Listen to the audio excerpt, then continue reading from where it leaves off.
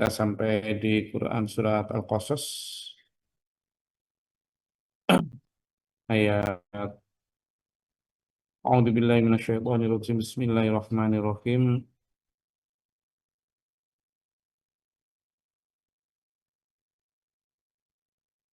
Usluk, kalimat usluk itu kita di ayat 32. Usluk yadaka fi jaybika takhruj bayda'a min ghairi su'i wadmum ilaika janahaka minar rahbi. Nabi Musa belum selesai kekagetannya ya. Kagetan dari tongkat yang kemudian bisa bergerak-gerak itu kan. Bisa bergerak-gerak itu. Tahtazu kemarin itu ya kan. Saya bergerak-gerak ke kiri ke kanan gitu kan. Jadi kayak tengel-tengel gitu. Padahal dia dulunya awalnya hanya sebuah tongkat gitu ya. Mesti takut sekali lah. Belum selesai ketakutan itu, Nabi Musa juga sedang lari, tidak noleh, barusan dipanggil, Akbil wala takhaf, innaka minal aminin. Begitu berhenti, menoleh dan mendekat kembali kepada sumber suara. Lalu ada perintah lagi, uslub yadaka fi jaybika. Masukkan tanganmu ke kerah bajumu lah, gitu ya kan. Leher baju itu kan kerah baju itu loh. Jadi misalnya di sini gitu ini. Wah ini nggak terang ya. Di sini lah. Di kerah baju ini. Atau di dalam sini. Wallahu a'lam saat itu model bajunya Nabi Musa seperti apa ya. Yang jelas diperintah untuk memasukkan tangan ke leher baju. Atau ke dalam bajunya lah. Nabi Musa saat itu ya nggak tahu nanti jadinya kenapa, gimana. Ada apa kok disuruh masukkan eh, ke leher baju itu ada apa enggak tahu gitu ya. Nah, kemudian Allah berfirman juga, masukkan saja ke leher bajumu dan nanti akan keluar dari leher bajumu itu baidoa, takhruj min baidoa. Takhruj baidoa itu akan keluar dari leher baju, dari tanganmu itu nanti cahaya putih. Nah ini kan kayak di film-film jadinya kan, kayak film-film eh, Ultraman kayak gitu-gitu kan. Ultraman kan juga gitu, dimasukkan ke dalam lalu bisa keluar sinar itu. Dalam novel-novel pendekar zaman dulu kan juga sama begitu ya. Tapi ini tidak novel, ini tidak film, ini firman Allah. Beda ya. Ini harus kita pahami sebagai bukan cerita loh. Hati-hati loh ya hati kita, hati-hati loh ya. Ini hati-hati loh ya. Karena apa? Ketika cerita seperti ini disampaikan, ya, ketika cerita seperti ini disampaikan, itu, jadi ketika cerita seperti ini disampaikan,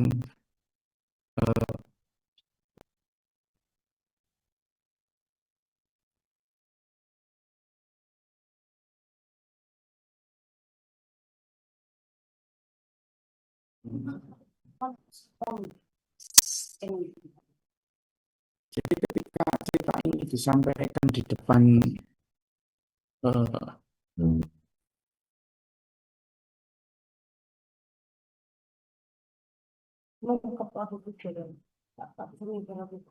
ketika cerita tentang memasukkan tangan dari baju kemudian keluar sinar putih dari tangan, itu cerita itu didengar oleh orang Arab. Kamu itu ngomong apa, Tomat? Gitu. Ngomong apa kamu itu? Ah, digituin loh. Jadi Nabi Muhammad SAW ketika menyampaikan ayat ini, cerita bahwa Nabi Musa dulu keluar dari tangannya cahaya putih. Ya, dianggap lelucon, makanya in huwa illa asatiru awalin. Ini tidak lain hanyalah seperti dongeng-dongeng orang terdahulu, gitu. Ya, kenapa ya? Karena nggak masuk akal gitu loh, nggak masuk akal. Sesuatu yang unlogic. Apalagi yang kedua juga, gitu. Dibilang min ghairi su'in, berarti sinar itu tanpa cacat, bukan sinar yang biasa, gitu. Dan hati-hati juga hati kita. Kadang kita ini ketika mendengar cerita ini tuh kita sendiri loh, umatnya Nabi Muhammad yang sudah mengimani Quran, kadang mendengar cerita seperti ini itu seperti mendengar dongeng juga kan. Ini ini hati-hati gitu. Gitu Bu. Nah, jadi hati-hati. Karena kalau kita menganggap itu dongeng, gitu, itu nanti kita keimanan kita anu loh, ter ter apa ya, tergerus loh itu. Loh, kita harus mengimani ini terjadi, bukan dongeng. Benar-benar ada. Tongkat yang jadi ular itu benar-benar ada. Seluruh air di negeri Mesir yang jadi darah itu benar-benar ada. Bukan film. Kadang kan kita melihatnya itu karena sering divisualisasikan oleh teknologi CGI canggihnya Hollywood, sehingga seolah-olah itu kayak cerita gitu. Padahal ini bukan, ini firman Allah, ini bukan novel gitu loh. Ini harus harus kita pahami begitu tuh loh ya. Karena ini berbahaya ketika kita juga menganggap ini nanti sama. Karena apa? Ini berkaitan dengan ketika Allah menciptakan surga loh. Nanti ketika kita nganggap cerita Nabi Soleh di mana ada unta yang keluar dari batu, ada Nabi Musa yang tangannya bisa mengeluarkan cahaya, ada Nabi Isa yang bisa menghidupkan orang mati, membuat burung dari tanah. Ini kalau kita anggap kayak dongeng, ini mindset kita loh ya, hati-hati. Kita mungkin kalau ditanya, iya saya beriman. Tapi pikiran kita harus seperti sedang berada di depannya Nabi Isa gitu loh. Harus seperti sedang berada di depannya Nabi Musa dengan konsep orang modern sekarang. Itu maksud saya. Supaya apa? Nanti ketika kita sampai pada ayat-ayat tentang surga, itu kita juga mengimaninya sama. Karena ketika Nabi Muhammad SAW cerita tentang Isra Mi'raj, itu juga dicibir dulu. Dicibir. Padahal apa yang dilihat Nabi Muhammad SAW dalam Isra Mi'raj, itu adalah apa yang akan kita jalani nanti. Tentang akhirat, tentang hisab, tentang segala macam. Nah, kalau kita ternyata kemudian tidak percaya atau percaya dalam lahir, tapi hati kita sebenarnya ya masa sih ada gitu? Ada ini bahaya loh ya. Karena itu mempengaruhi cara pandang kita tentang akhirat dan begitu cara pandang kita tentang akhirat terpengaruh, maka cara kita mempersiapkannya pun terpengaruh. Kesungguhan kita, keyakinan kita, gitu kan? Itu.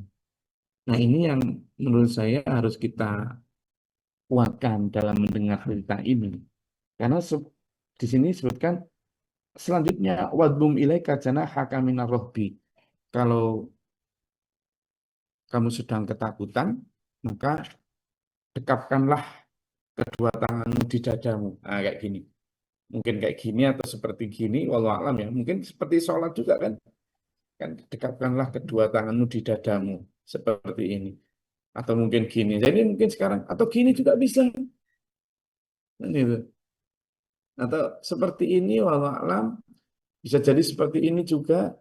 Bisa jadi seperti ini. Makanya kan kemarin kenapa saya sampaikan Nabi Musa, itu Mbak Afi, dipanggil oleh Allah. Itu minas syajarah ya. Ya, kan gitu. Dari lembah. Dari mubarakati syajarah. Dari tanah yang diberkahi. Itu. Nah itu kan ilmu hati itu. Padahal dulu ada agama yang waktunya didapat dari bawah pohon Bodhi. Agama. Ya. Siddhartha Gautama kan. Nah, kalau sekarang kemudian ada misalnya agama yang mungkin cara menenangkan hati atau berdoanya kepada Tuhannya dengan cara begini misalnya, atau dengan cara begini atau begini, mungkin cara penafsiran mereka terhadap apa yang dilakukan Nabi Musa yang mungkin keliru atau mungkin terjadi distorsi, gitu kan? Jadi penyimpangan penambah kurangan setelah sekian ribu tahun, setelah sekian ratus tahun, gitu. Sehingga di sini wadum ilaika janahaka minar rohbi, dan dekapkanlah kedua tanganmu ke dadamu ketika kamu dalam keadaan takut. Kan bisa jadi begini, bisa jadi begini, bisa jadi begini. Wallah alam ini ya. Intinya itu kayak semacam menenangkan diri dengan berdoa kepada Allah. Fadzanika burhanani min rabbika ila fir'auna wa mala'ihi. Dua mukjizat itu bawa nanti ke Fir'aun dan para pembesarnya. Dibawain dua mukjizat itu, mukjizat tongkat dan mukjizat tangan bercahaya. Ketika tangan bercahaya itu juga tidak diberitahu nanti tangan bercahaya itu misalnya kalau kamu hantamkan bisa menghancurkan kerajaan, tidak. Jadi Nabi Musa itu tetap, ya tetap takut lah. Meskipun nanti orang takhofa, orang tahzana, diberitahu begitu. Innahum kanu qauman fasiqin, sesungguhnya Fir'aun wa mala'ihi adalah kaum fasik. Maka Nabi Musa berdoa, qala, Nabi Musa berdoa, Rabbi ini qataltu minhu nafsan fa'akhafu ayaqtuluni.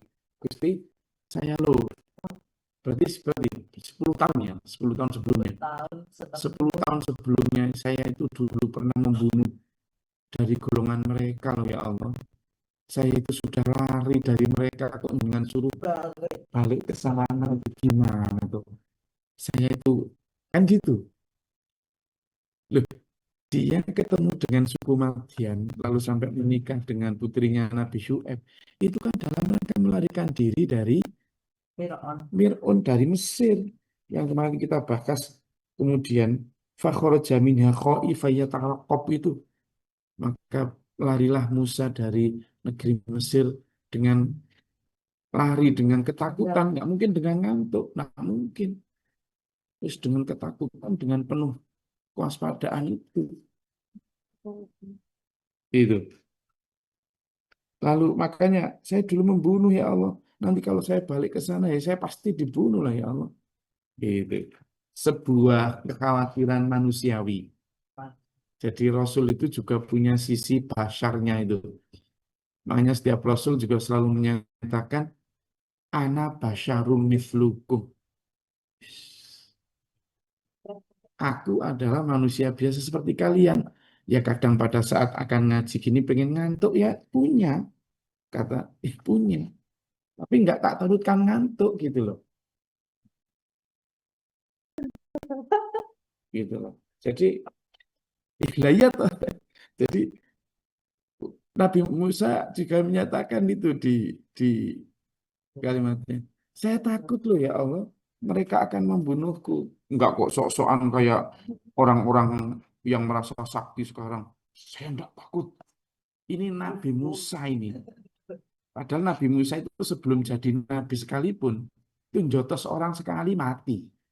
Itu loh enggak kok kemudian sok-sokan, enggak takut-takut. Ya, aku akan berangkat. Enggak ada kayak gitu-gitu tuh. Pasti, berarti orang itu enggak hebat. Berarti. Wes, apalagi misalnya, oh, apa, kadang digondrong-gondrongkan rambutnya, terus bajunya agak dikumal-kumalkan gitu, biar kelihatan serem. Ada apa? Ada apa? Ini bukan hanya serem Nabi Musa ini. Sebelum jadi Nabi, itu sudah kuatnya setengah mati. Al-Qawiyu, misalnya kan. Al-Qawiyul Amin. Ya, itu tadi loh. Jotos seorang sekali langsung mati itu. Itu sekuat itu. Sudah pun begitu. Kemudian dikasih Allah mukjizat berupa tongkat yang bisa berubah menjadi titanoboa, menjadi anaconda, lebih besar dari anaconda. Sudah pun begitu dikasih mukjizat lagi berupa tangan yang bisa kayak Ultraman. Lebih hebat mungkin karena min ghairi su, ya kan? Tanpa cacat. Berarti ya powerful banget. mungkin kayak lightning gitu ya kan, kayak kilat cahaya gitu. Allah alam.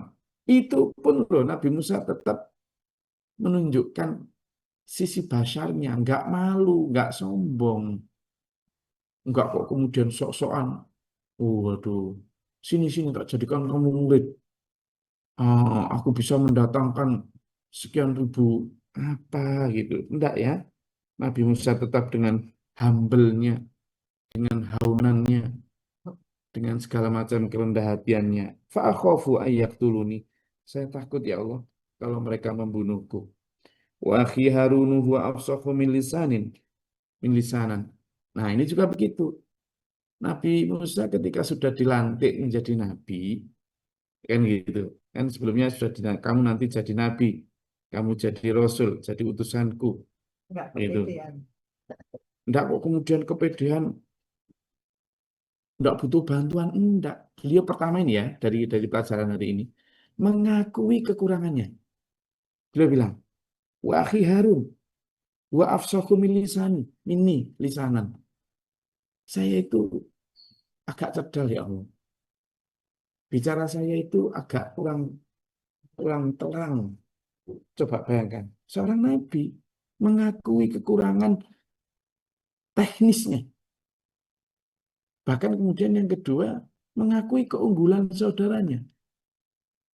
Wa akhi Harun wa afsahu. Harun saudaraku, dia lebih fasih mini daripadaku. Lisanan dalam ucapannya, dalam lisannya. Gitu lah. Nah, jadi menyadari bahwa lisannya kurang kurang fasih itu, ayo jadikan pelajaran dulu. Ayo jadikan pelajaran.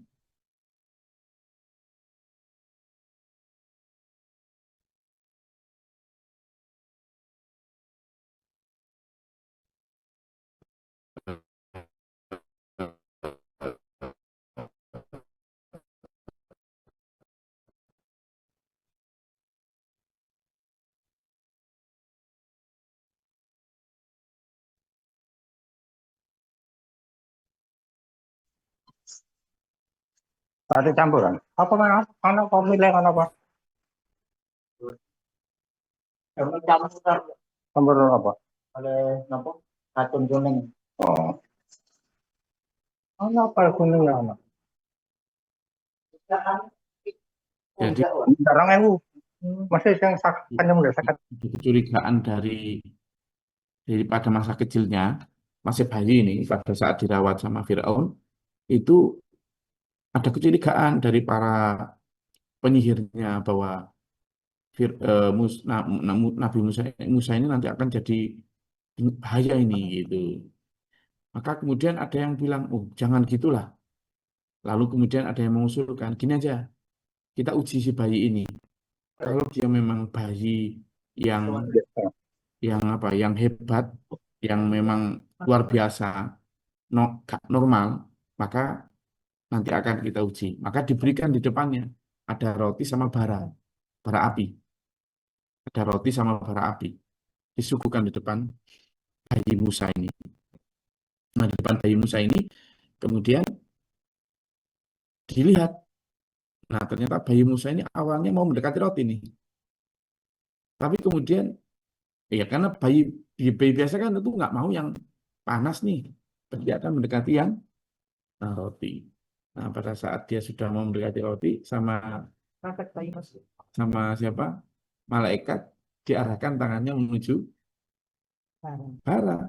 Refleks tek ngambil bara dimasukkan ke mulutnya. Tek gitu. Kemudian dilepas lagi tentu. Nah, itulah kemudian lidahnya itu agak ada luka. Akhirnya para penyihir mengatakan, oh berarti dia bayi biasa. Karena apa? Dia tidak bisa membedakan mana yang eh, bahaya, mana yang nikmat gitu. Akhirnya selamat Nabi Musa. Kenapa? Kalau seandainya Nabi Musa saat itu mengambil roti, dibunuh, dibunuh Nabi Musa. Gitu. Jadi itu diselamatkan Allah. Tapi kemudian lidahnya jadi cedal. Maka kemudian pada saat sudah dewasa pun, ketika diperintahkan Allah untuk menjadi seorang Rasul, beliau menyatakan itu. bahwa Harun itu lebih fasih. Itu nanti bisa dilihat juga di beberapa ayat yang lain eh, tentang bahwa Nabi Musa mengakui tentang lisannya yang kurang fasih.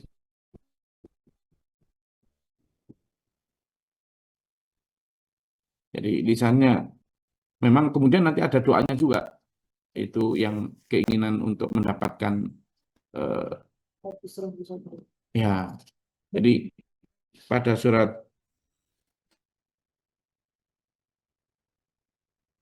Az-Zukhruf nanti dilihat di ayat 52 ya.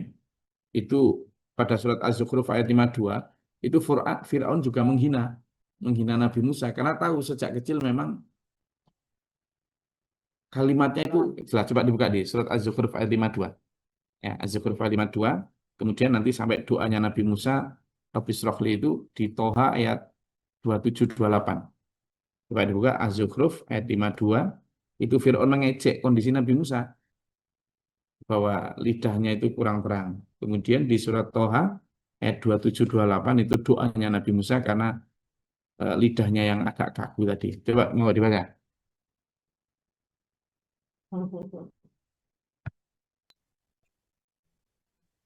Sintus. Alhamdulillah minasyaitonirrajim. Bismillahirrahmanirrahim. Surat Az-Zukhruf ayat 52. Bukankah aku lebih baik dari orang atau Musa yang hina ini dan yang hampir tidak dapat menjelaskan perkataannya? Sadaqallahul Nah, itu kalimat Fir'aun tentang menghina. Dia loh hampir saja nggak bisa menjelaskan ucapannya itu apa. Gundul nggak karuan. Gitu. Ya. Makanya kemudian Nabi Musa ketika diperintah untuk jadi nabi di surat Al-Qasas ayat 34 ini mengaku bahwa beliau tidak fasih. Dan nanti di surat Toha, kemarin sudah kita, itu coba dibuka di surat Toha ayat 27-28, doanya Nabi Musa. Enggak. Surat Toha ayat 27-28. Silakan.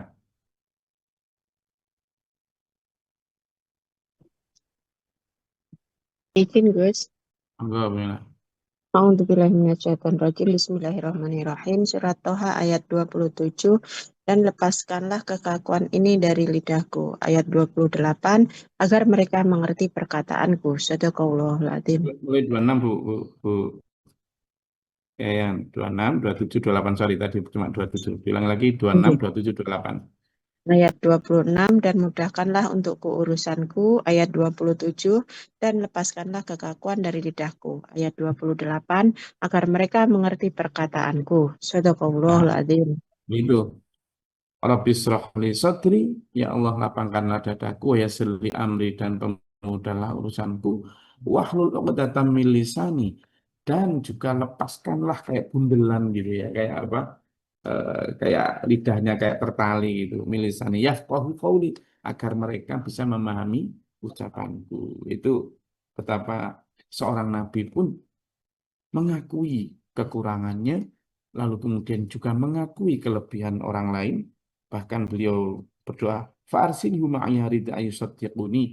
Maka utuslah Harun untuk membantuku nanti menjelaskan ucapanku. Karena ucapanku kurang jelas ya Allah.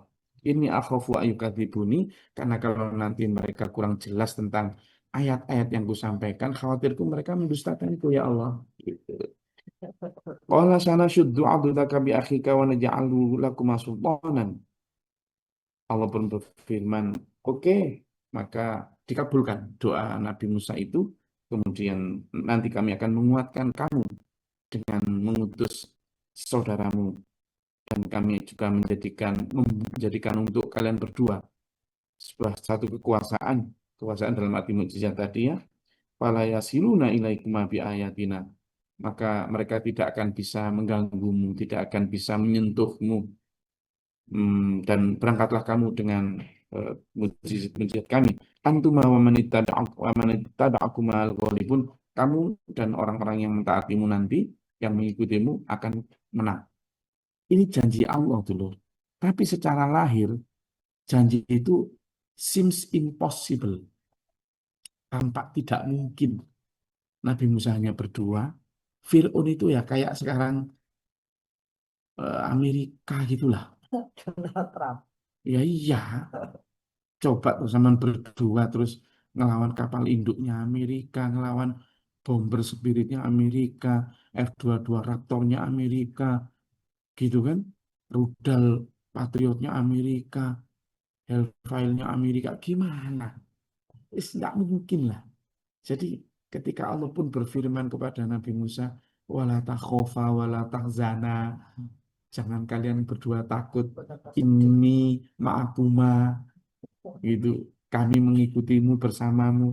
Itu kalau tidak benar-benar iman ya tidak tetap takut lah. Makanya di sini pelajaran yang kita ambil adalah bagaimana kita meneguhkan keimanan kita yang dijanjikan Allah itu benar-benar inna wa'dallahi haqqun, ya kan? Inna wa'dallahi haqqun, bahwa janji Allah itu pasti benar. Oke, sampai di situ. Monggo kalau ada yang mau ditanyakan atau disampaikan silakan.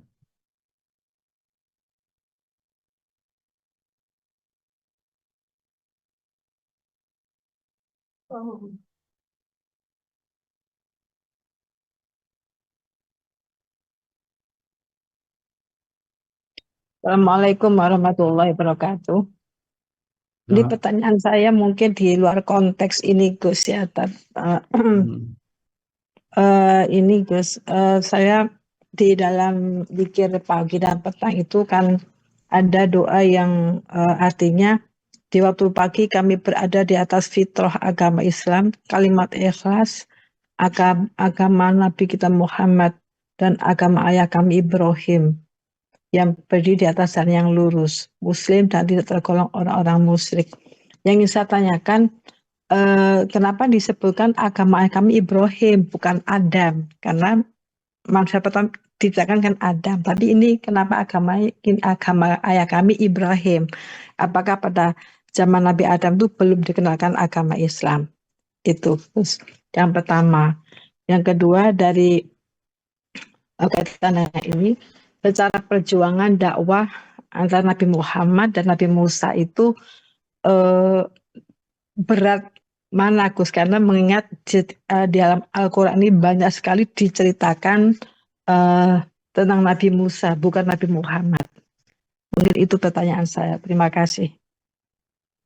Mohon penjelasannya Jadi Gus. Assalamualaikum. sebenarnya agama Islam itu sudah menjadi agamanya para nabi sejak dulu. Agama Islam itu kalau kita maknai agama, itu Islam itu maknanya ada minimal 4 ya. Islam itu bermakna damai, Islam itu bermakna selamat, Islam itu bermakna aman, Islam itu bermakna serah diri.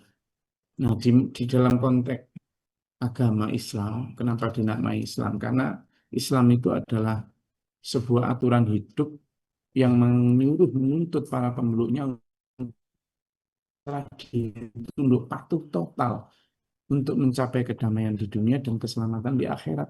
Sehingga maknanya itu. Nah, itulah agama yang memang dibawa para nabi sejak dulu. Nabi Adam, Nabi Idris, Nabi Nuh, Ibrahim, semuanya. Hanya saja di dalam agama Islam yang dibawa para nabi Rasul itu, syariatnya berbeda-beda sesuai dengan tuntutan zaman, sesuai dengan kehendak Allah. Syariatnya saja.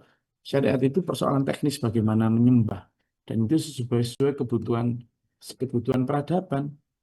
Jadi sangat mungkin di zaman nabi-nabi dulu mungkin jilbab juga belum diwajibkan, belum disyariatkan.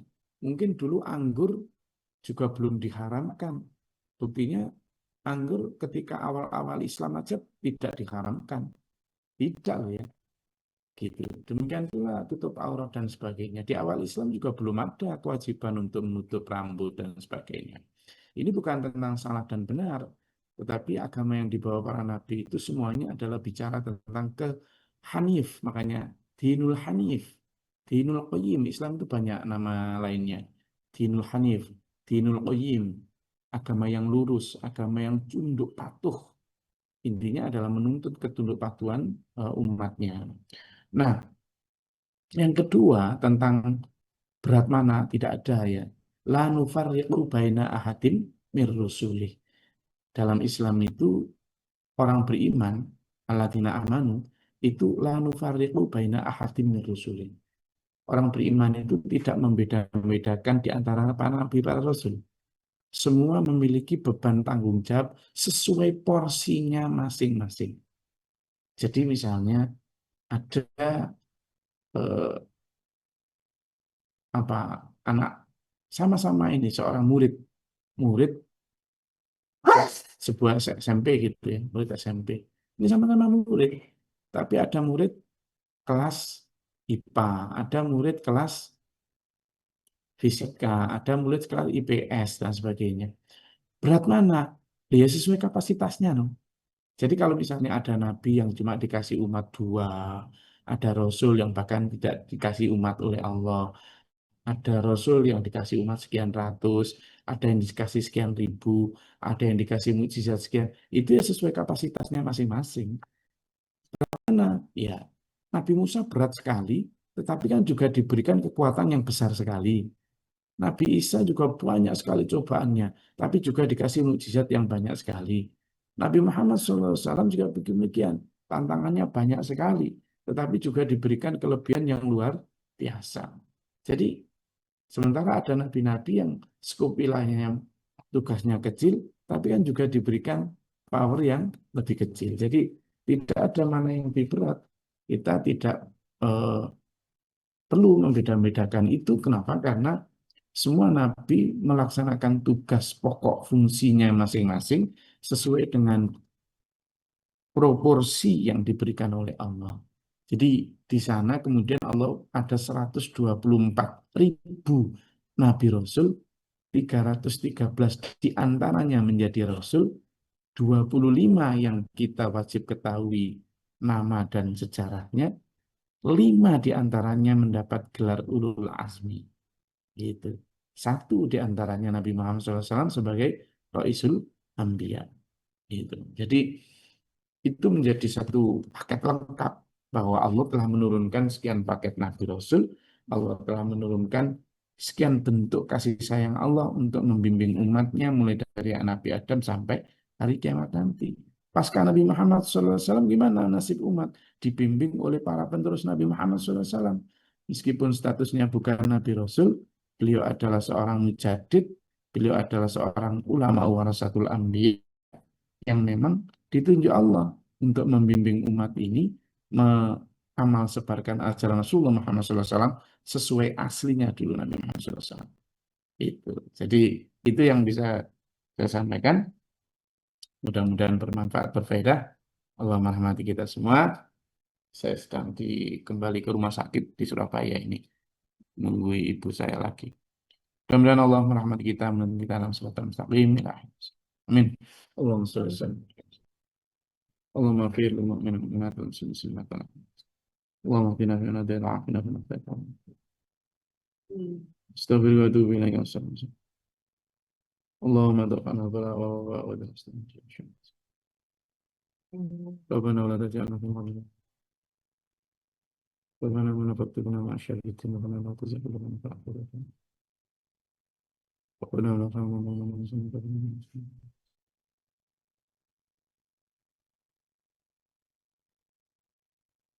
Rabbi yudhibni min al-syaitan al-rajim. Allah ta'ala berfirman di dalam surat Al-Baqarah. Allahumma aqina sabna sabna. A'udzu billahi min syaitanir rajim. Bismillahir rahmanir rahim. Rabbana hab lana min azwajina dhurriyyatan qurrata a'yun warhamna Rabbana atina hasanatan fil akhirati hasanatan wa qina adzabannar. Rabbana taqabbal du'a innaka antas samiul 'alim wa tub 'alaina. Bismillahirrahmanirrahim. Wassalamualaikum warahmatullahi wabarakatuh.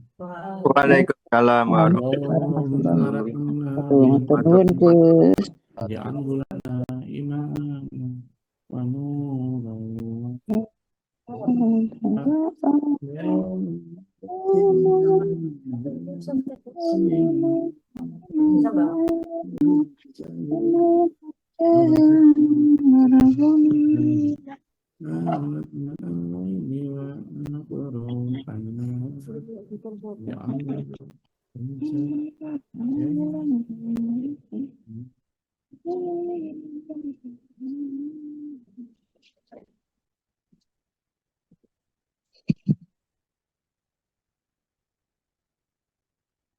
Bangun amplop saking kertas ini.